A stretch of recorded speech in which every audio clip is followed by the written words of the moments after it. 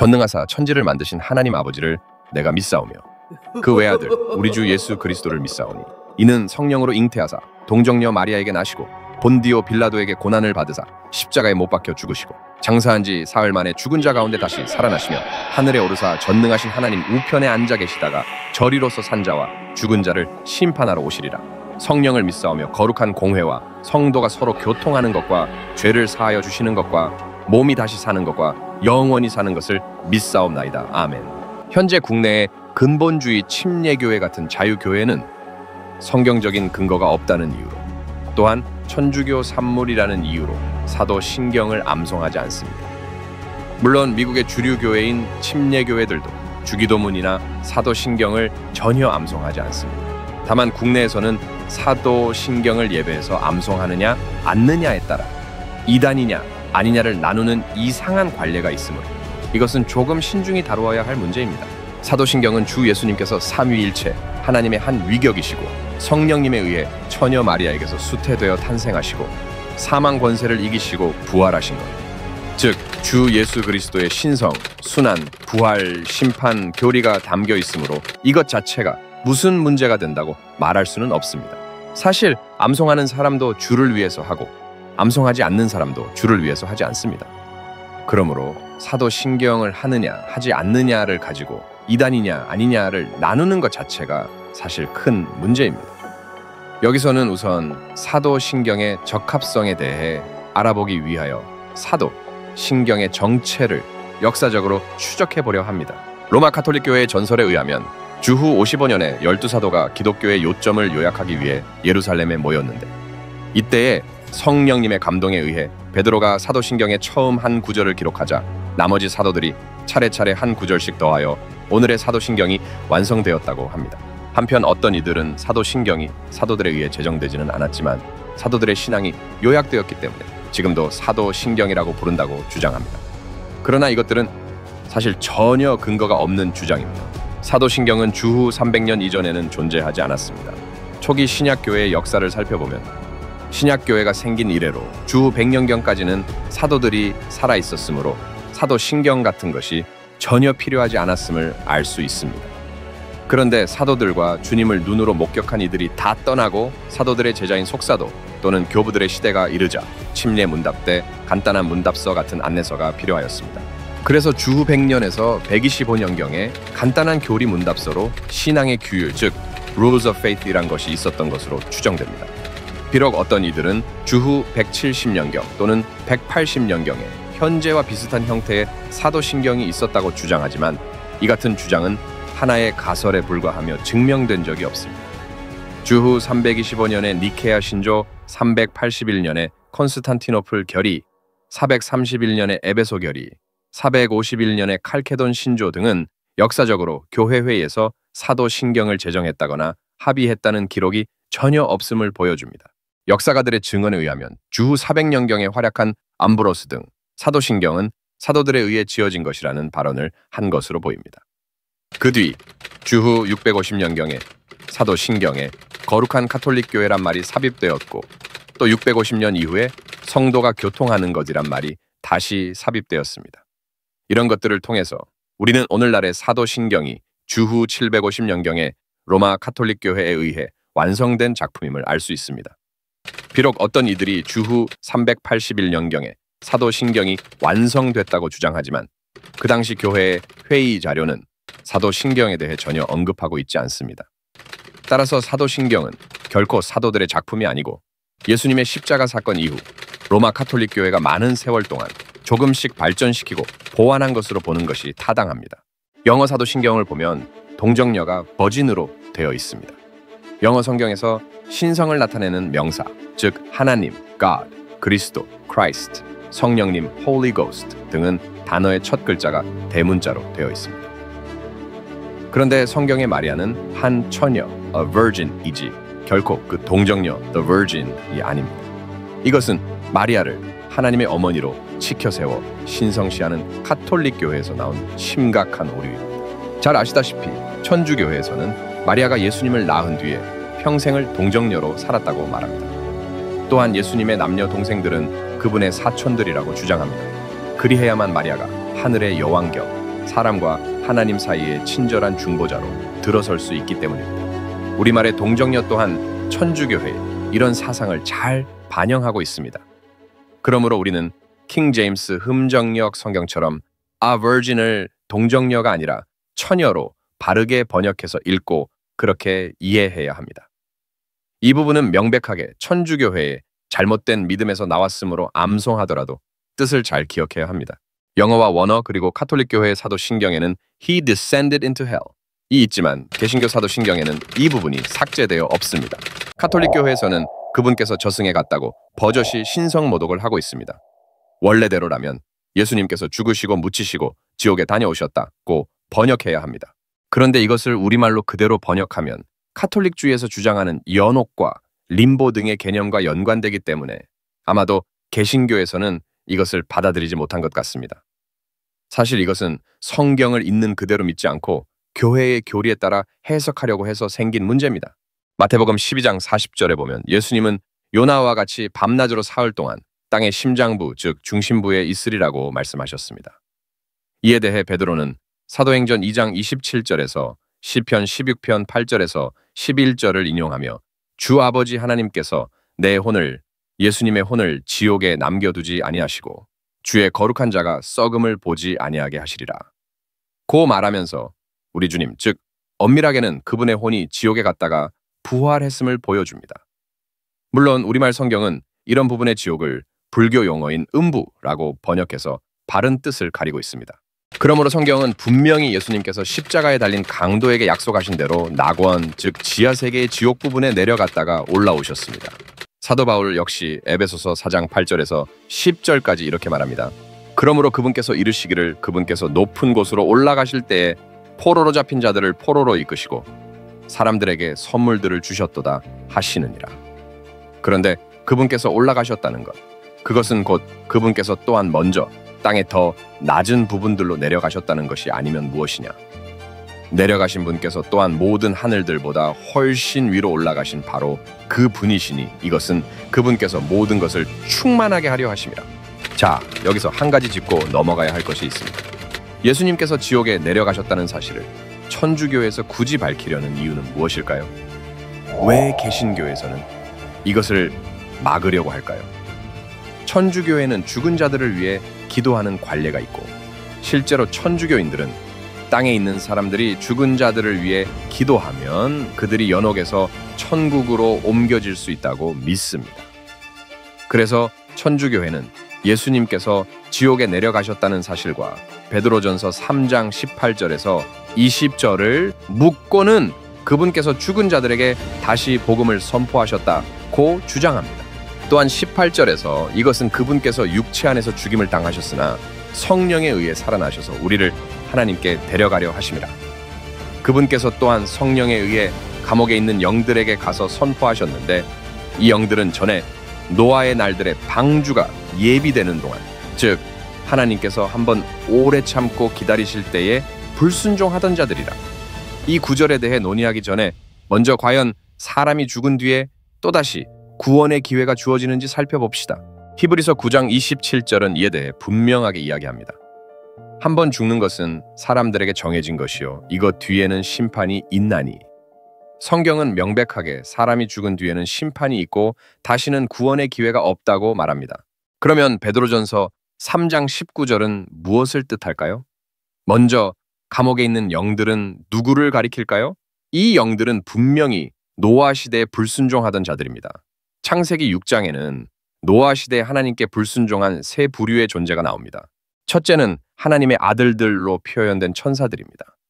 베드로후서 2장 4절과 유다서 6절은 이 천사들이 자기들의 처음 신분을 버리고 죄를 지어 지옥에서 영존하는 사슬에 묶여 어둠 속에 거하고 있음을 보여줍니다.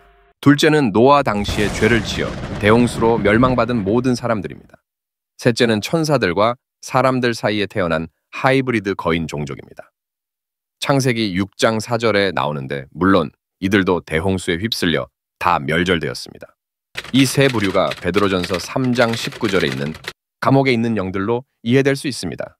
사람이 영은 가지고 있지만 성경에서 구체적으로 영이라 불린 적이 없으므로 여기에 영들은 천사들과 그들이 낳은 하이브리드 거인 종족을 뜻한다고 볼 수 있을 것입니다. 그러면 예수님께서 이들에게 다시 복음을 선포해서 구원의 기회를 주셨을까요? 여기에서 선포하다로 번역된 그리스어는 복음을 선포하다는 의미의 유앙겔리조가 아니라 선언하셨다는 의미의 켈위소입니다. 그러므로 베드로전서 3장 19절은 예수님께서 성령님의 권능을 통해 그들에게 가셔서 일방적으로 자신의 승리와 그들의 정죄를 선언하셨음을 보여줍니다. 사람에게는 죽음 이후에 심판 외에 다른 것이 없으며 복음을 듣고 회개할 기회는 결코 다시 주어지지 않습니다.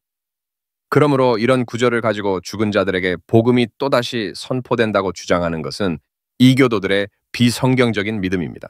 그런데 안타깝게도 최근 들어 개신교회 안에서도 죽은 자들을 위해 기도해야 한다는 생각을 가지고 사도신경의 이 부분을 추가해야 한다고 주장하는 목사들이 있습니다. 이런 무의미한 논쟁을 보면서 개신교의 뿌리인 천주교의 영향이 개신교회 안에 얼마나 팽배한가를 다시 한번 절감합니다. 영어 사도신경에는 분명히 거룩한 카톨릭 교회를 믿는다고 되어 있으나 우리나라 천주교나 개신교 사도신경에서는 거룩하고 공번된 보편적 교회나 거룩한 공회로 번역되어 있습니다. 엄밀한 의미에서 공회는 공적인 일을 위한 모임이나 종교 회의를 뜻하므로 교회라는 의미가 들어있지 않습니다. 따라서 이런 해석에는 문제가 있습니다. 미국에 사는 교포 2세 아이들, 즉 영어만 할 줄 아는 아이들에게는 이것이 더 치명적입니다. 부모를 따라 개신교회에 가는데 주일마다 예배 때에 나는 거룩한 카톨릭 교회를 믿는다 고 고백해야 하니 이 아이들의 영적 고통이 얼마나 심각하겠습니까? 그래서 똑똑한 아이들은 부모나 교회에게 왜 우리가 거룩한 카톨릭 교회를 믿는다고 고백해야 하는지 묻습니다. 5세기 로마 교회 구신조에는 일반적인 표현으로 거룩한 교회, The Holy Church를 미사오며라고 되어 있습니다. 그러나 8세기의 개정 신조에는 거기에 카톨릭이라는 단어를 첨가하여 거룩한 카톨릭 교회를 미사오며로 되어 있습니다. 카톨릭이라는 말이 소문자 캐톨릭로 쓰인 경우 원래 사전적 의미는 보편적인 혹은 전 우주적인 유니버설이므로 카톨릭 교회라는 말 자체가 반드시 로마 카톨릭 교회를 가리킨다고 할 수는 없습니다. 하지만 영어 사도 신경에서처럼 카톨릭이라는 말이 대문자 캐톨릭으로 쓰이면 사전적 의미를 벗어나 로마 카톨릭 교회를 가리키므로 예배 시에 사도 신경을 암송하는 것은 사실 큰 문제가 될 수 있습니다. 카톨릭이라는 말은 중세 카톨릭 교회의 권위를 높이기 위해 인위적으로 삽입된 것으로 보입니다. 따라서 거룩한 공회를 예수님의 몸인 거룩한 교회로 고칠 수도 있을 것입니다. 그런데 사실 이것도 문제가 있습니다. 과연 교회가 거룩할까요? 지상의 교회는 구원받은 성도들로 구성되어 있고 말 그대로 죄 가운데 있는 인생들의 모임입니다. 이것이 과연 거룩할까요? 물론 재림 이후에 주님 앞에 설 때는 거룩하겠지만 신조를 암송하는 당사자는 현재 자신이 속한 교회가 거룩한 것으로 착각할 수 있으므로 이건 역시 바람직하지 않습니다. 새로 나온 사도신경에는 카톨릭을 반영하여 거룩한 공교회를 믿는다고 되어 있으나 이것은 사실 천주교의 주장을 그대로 답습한 것에 불과합니다. 개신교의 사도 신경의 표현인 성도가 서로 교통하는 것은 성도들이 서로 영적으로 함께 나누는 것을 뜻합니다. 성경에서는 주 예수 그리스도를 개인의 구원자로 받아들인 모든 사람을 성도, 즉 세인트라고 합니다. 하나님의 뜻에 의해 예수 그리스도의 사도가 된 바울은 에베소에 있는 성도들과 그리스도 예수님 안에 있는 신실한 자들에게 편지하노니 예수 그리스도의 종 바울과 디모데는 빌립보에 있는 모든 성도들, 곧 그리스도 예수님 안에 있는 성도들과 감독들과 집사들에게 편지하노니 성경의 정의와는 달리 로마 카톨릭 교회에서는 이미 죽은 카톨릭 교회의 특정 인물을 신앙적 영웅인 성인으로 만들었고 이로써 성경적 의미의 참 세인트, 즉 성도를 배격하게 되었습니다. 사탄이 로마 종교를 이용하여 성취한 가장 악독한 일 중 하나는 기독교의 성도 말살입니다. 종교는 금욕주의, 고행 등을 통해 도를 닦음으로써 자기 구속을 시도합니다. 로마 종교의 성자들의 전기를 자세히 살펴보면 그들의 성자 개념이란 결국 모두가 엘리트 의식으로 가득한 인간 중심 사상과 남이 엄두도 못 낼 일들을 해낸 인간 자랑입니다. 사탄은 로마 종교를 통해 수많은 인간 성자들을 양산해 놓고 예수님께로 가는 길을 흐리게 해왔습니다. 사탄은 모조품, 로마 종교의 당위성을 주장해왔고 인류를 속이기 위해 벨기에의 제수이트들 예수의 사제들인 볼란디스트파를 동원하여 17에서 20세기에 이르는 약 300년 동안 로마 카톨릭 교회 성자들의 이야기를 집대성한 악타 쌍토름을 편찬하였습니다. 전 유럽에서 일어난 제수이트 추방령에도 불구하고 이들의 작업은 벨기에의 엔트워프, 브루이셀 등지에서 계속되었고 오늘날 이 책은 로마 카톨릭 교회의 공식적인 순교사로 읽히고 있습니다. 사실 현시대 기독교 목사들이 강대상에서 인용하는 로마 카톨릭 종교 성자들, 즉 예를 들어 어거스틴, 프란시스 등의 정의란 거의 모두가 이 책에서 유래되었습니다. 한편 로마 카톨릭 교회에서는 성도들의 교통을 이 세상에 살아있는 성도들뿐만 아니라 죽은 성도들에게까지 확대하여 성인 숭배와 죽은 사람에게 기도하는 비성경적 행위의 교리적 근거로 오용하고 있습니다. 로마 카톨릭 교회의 성인은 죽은 지 오랜 세월이 경과한 후에야 특별 심의를 거쳐서 서품되는 비성경적인 개념입니다. 그리고 죽은 자와 교통하는 일은 사탄의 속임수로서 성경은 이것을 엄격히 금합니다. 천주교회에서는 이런 성인들이 공덕을 넘치도록 쌓아서 다른 사람들에게 나누어 줄 수 있다고 믿습니다. 이것이 바로 그들이 믿는 성인들의 통공입니다. 그러므로 이런 구절과 위에 거룩한 카톨릭 교회는 카톨릭과 프로테스탄트 양진영이 동상이몽으로 생각하고 있는 부분입니다. 사도신경을 매주 외우면서도 절이로서가 무엇을 뜻하는지 아는 사람은 많지 않습니다. 이 말은 그곳을 가리키는 절이에다, 으로부터를 뜻하는 조사, 로서가 붙어서 이루어진 옛 표현입니다. 따라서 이 말은 예수님께서 자신이 올라가신 그 하늘, 바로 거기로부터 다시 땅에 오신다는 것을 말합니다. 사도신경은 위에 있는 것처럼 교리적인 문제들을 많이 가지고 있을 뿐만 아니라 또한 반드시 언급해야 할 중요 교리들을 누락하기도 합니다. 사도신경에는 교회가 무엇인가에 대한 교회론이 전혀 언급되어 있지 않고 또 성령님을 통해 구원받은 성도가 어떻게 성장하고 또 무엇을 해야 하는가에 대한 것도 언급되어 있지 않습니다. 그뿐만이 아닙니다. 사도신경에는 전능하신 하나님의 위엄이 강조되고 부활하신 그리스도의 복음이 요약되어 있으나 성령님의 능력과 사역에 대한 언급이 전혀 없습니다. 사실 사도신경은 성도들로 하여금 구약시대 율법의 틀에 갇혀있는 전통적 카톨릭 교회 유산에 얌전히 순복할 것을 요구할 뿐입니다. 이보다 더 중요한 것은 교회에서 사도신경을 함께 암송함으로 말미암아 구원받은 성도와 구원받지 못한 불신자가 마치 다 동일하게 주님의 자녀인 것으로 착각하게 만드는 바람직하지 않은 현상이 생긴다는 점입니다. 사람이 사도신경이 아니라 성경 말씀을 수없이 많이 암송한다 할지라도 정확한 복음의 말씀을 듣고 성령님에 의해 다시 태어나 삶 속에 성령님의 열매가 드러나지 않는 한 그 사람의 이런 모든 행위는 하나님 앞에서 더러운 걸레와 같습니다. 외적인 신조의 암송은 결코 한 사람을 하나님의 성도의 반열에 넣을 수 없습니다. 최근 들어 카톨릭 교회와 프로테스탄트 교회들이 하나가 되기 위하여 WCC 등을 통해 종교 통합을 추구하고 있습니다. 이와 같은 추세에 맞추어 우리나라에서도 천주교와 개신교가 함께 쓰기 위한 공동 번역 성경이 나왔고 또 사도신경과 주기도문을 공동으로 만들기 위한 일도 추구하고 있습니다. 천주교회 차동엽 신부는 사도신경이 천주교와 개신교를 이어주는 연결고리라고 분명히 말합니다.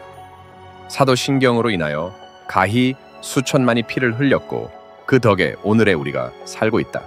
그것은 지금 내가 존재하고 있는 이유이며 내가 살도록 해주는 힘이며 내게 설렘과 기쁨을 가져다주는 희망이다. 나는 그것을 외울 줄 알았지만 몰랐다. 명색이 공인된 신학도인 내가 그랬으니 신자들은 오죽하랴. 그래서 글을 쓰는 내내 깨달음이며 회개였다. 사도신경은 그리스도교 문화의 보물이다. 여기에는 교파도 없고 천주교와 개신교의 구별도 없다. 그리스도교에 속한 모든 이들은 적어도 세 가지 보물을 공유한다. 그 첫째가 성경, 둘째가 주기도문, 셋째가 바로 사도신경이다. 사도신경 속에 금맥이 있다. 어떤 눈도 본 적이 없고 어떤 사람의 마음에도 떠오른 적이 없는 기가 막힌 좋은 것들을 주님께서 사도신경에 감추어 놓으셨다. 또한 인천 교구장인 최기산 주교는 이렇게 말합니다. 사도신경은 그리스도교 신앙의 젖줄이다.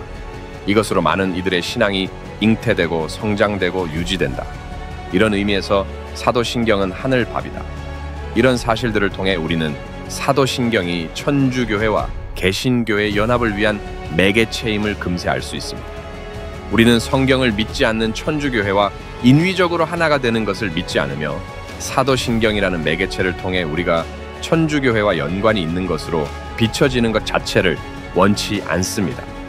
그러므로 우리는 주문을 외우듯이 예배 시간에 사도신경을 외우지 않습니다. 사도신경은 기독교의 기본 교리의 일부를 짧게 표현한 신앙 고백문이지만 몇몇 부분에서 치명적인 로마 카톨릭주의의 비성경적 교리가 명백하게 가미되었으므로 주 예수님의 신약교회 성도들에게는 암송 자체가 무의미하다고 할 수 있습니다. 더욱이 말세를 맞아 천주교를 중심으로 종교 통합이 이루어지고 있고 사도신경이 이를 위한 매개체로 쓰이고 있음을 감안하면 성경대로 믿는 성도들이 여기에 어떤 가치를 둘 필요가 전혀 없다라고 느끼는 것은 매우 당연한 일입니다. 개신교회들이 예배 때마다 사도신경을 암송함으로써 신앙의 동질성을 확인하려 한다면 이 같은 행위 자체가 전혀 필요치 않을 것입니다. 사도신경을 아무리 많이 암송한다 해도 성령님을 통해 다시 태어나는 일이 생기고 그에 따른 인격에 변화가 생기지 않는 한 그것은 백해무익하기 때문입니다. 사도신경 덕분에 믿음이 자랐다고 말하는 사람은 우리 주변에 아무도 없습니다. 그 이유는 사도신경이 성령님의 영감으로 주어진 것이 아니기 때문입니다. 그렇다고 사도신경을 외우는 사람들을 무조건 수준 낮은 사람으로 평가절하하는 것은 바람직하지 않습니다. 모르고 하는 경우가 대부분이기 때문입니다. 그래서 사도신경의 의미를 바로 알려주고 각자가 주님 앞에서 바르게 판단할 수 있도록 권면해야 할 것입니다.